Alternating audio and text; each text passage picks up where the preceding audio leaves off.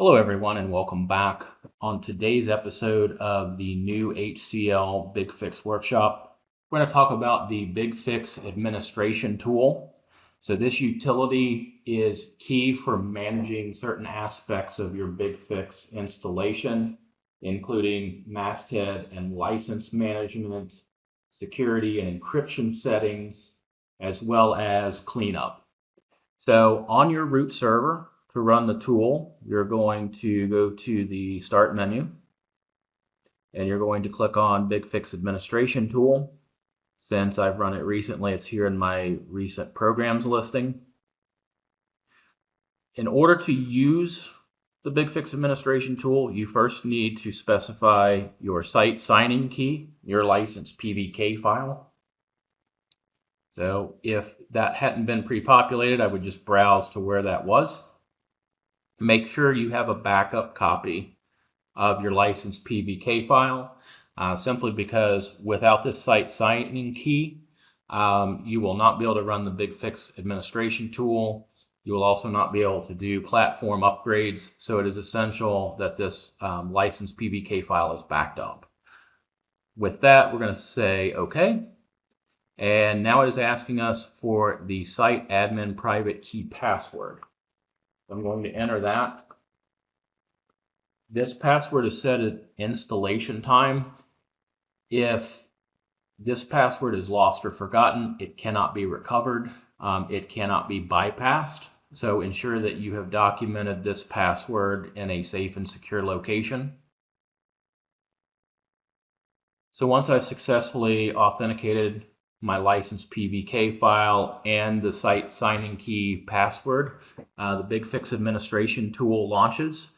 So the tool is divided up into several tabs. So the first tab is masthead management. So with the masthead management tab, I can do things like activating a masthead that HCL software has provided. I can export my existing masthead, which is always a good idea to ensure that you have a backup copy of your masthead as well. And then you can also edit your masthead here under masthead management. And things that you can edit include, say, your gathering interval, initial action lock settings, defining a fallback relay, or enabling FIPS 140-2 compliant cryptography. So if you're in a FIPS compliance required sector, this would be where you would enable FIPS 140. One thing you'll notice that cannot be changed is the server port number. This server port number is set at the initial install time of BigFix, and it cannot be changed afterwards. So that is the only thing that cannot be changed here. Under system options, you can set things like the minimum refresh interval that is allowed. You can also set default fixlet visibility. So by default, new content, when it's gathered, shows up visible to all operators. You can change that behavior here under this section. Under advanced options, you can set things such as password complexity. So if the initial complexity that's set for passwords in BigFix isn't suitable for your organization, that can be changed here as well. If you are using any type of high availability disaster recovery implemented through BigFix itself, here's where you can look at your replication and change the replication interval. Encryption. So for your organization, it may be desirable to enable report encryption, as I've done in my home lab. By default, report encryption is turned off, but here is where you would go to number one, enable or disable it, but also where you could generate a new key in the event that you needed to rotate your encryption key. Under the security tab is where you can set things like SHA-384 signatures, SHA-256 downloads, and enforcing TLS 1.3. A few things to note about TLS 1.3 is if you're managing an environment where you have down level or otherwise legacy operating systems that do not support TLS 1.3. If you set this to required, it will break communication with those down level OSs.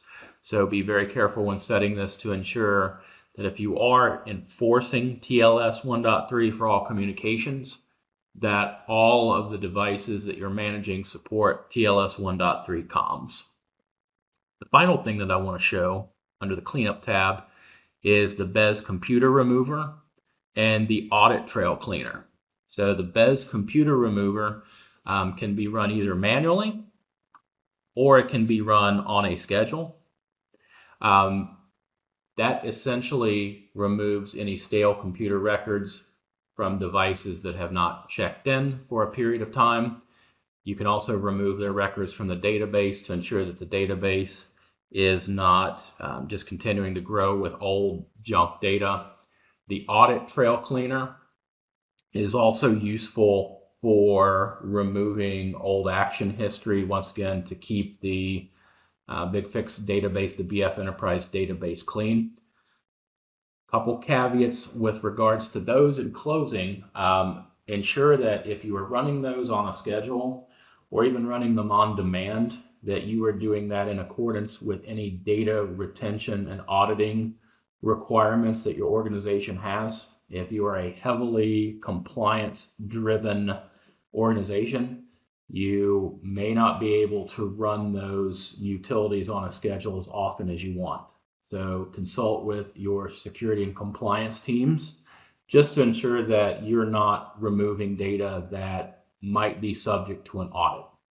So with that, that concludes the overview of the BigFix administration tool and its capabilities. Appreciate your time, and we would love to hear from you. Please reach out if you have any questions. As I said, we would love to hear from you. Take care and have a great day.